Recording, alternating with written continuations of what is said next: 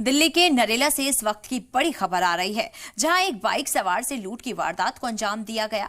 बताया जा रहा है कि बाइक सवार ने जिस शख्स को लिफ्ट दी, उसी ने चलती बाइक पर ही शख्स पर चाकू से हमला कर दिया और फिर उसे लूट लिया। नरेला के होलंबी रोड का ये वाकया है। फिलहाल पुलिस पूरे मामले की तफ्तीश कर रही है।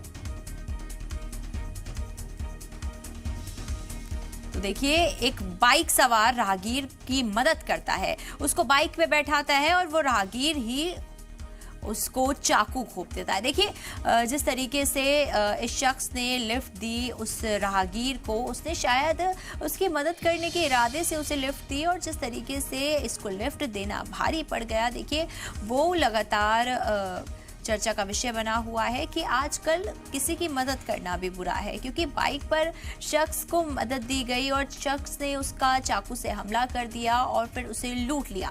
नरेला के होलंबी रोड का ये वाकया बताया जा रहा है और फिलहाल पुलिस पूरे मामले की तफ्तीश करने में जुट गई है। मगर इस वक्त की बड़ी खबर यही है, देखिए, चाकू मारकर शख्स से लूट की गई।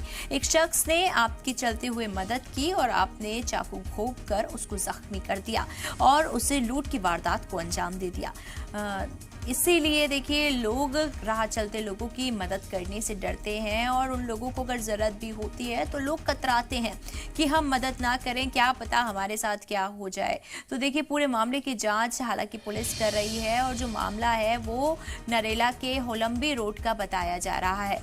फिलहाल पूरे मामले की तफ्तीश पुलिस के हाथ में है और पुलिस जानने की कोशिश कर रही है कि किस तरीके से वो शख्स क्या सोच कर बैठा था और चाकू मारकर उसने बूढ़े शख्स को जख्मी कर दिया। देखिए, तस्वीरें आपकी टीवी स्क्रीन पर, जिस शख्स को उसने चाकू मारा।